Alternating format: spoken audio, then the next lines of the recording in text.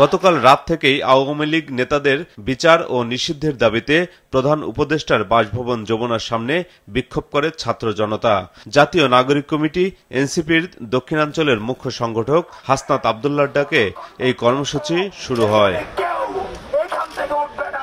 জুমার নামাজ শেষে মহাসমাবেশ স্থলে ছোট ছোট মিছিল নিয়ে রাজধানীর বিভিন্ন এলাকা থেকে ছাত্র জনতা, বিভিন্ন দলের নেতা কর্মীরা জড়ো হয় মিন্টু রোডে নির্মিত অস্থায়ী মঞ্চের সামনে।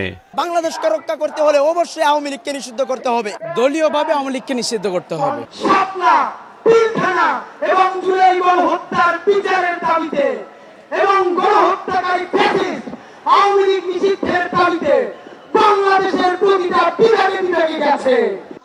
বেলা বাড়ার সঙ্গে সঙ্গে মঞ্চে একে একে হাজির হন ছাত্র শিবির, ইসলামী আন্দোলন বাংলাদেশ, হেফাজতে ইসলাম ও ইনকিলাব মঞ্চ সহ জাতীয় নাগরিক কমিটির নেতৃবৃন্দ। তারাও দাবি তোলেন সরকারের পক্ষ থেকে যতক্ষণ পর্যন্ত আওয়ামী লীগ নিষিদ্ধের স্পষ্ট বার্তা না পাচ্ছেন ততক্ষণ আন্দোলন চালিয়ে যাবেন। বিকেলে আওয়ামী লীগ নিষিদ্ধের দাবিতে শাহবাগ ব্লকেট কর্মসূচির ঘোষণা দেওয়া হয়। একজন ব্যক্তি যদি থাকে এখানে, আরো যদি 1 মাস প্রয়োজন হয়, 1 বছরও প্রয়োজন হয়, আওয়ামী লীগকে নিষিদ্ধ না করা পর্যন্ত আমরা এই ময়দান ছাড়ব না, শাহবাগ অবরোধ করব। পরে মিন্টু রোড থেকে শাহবাগ মোড়ে সবাই জড়ো হয়।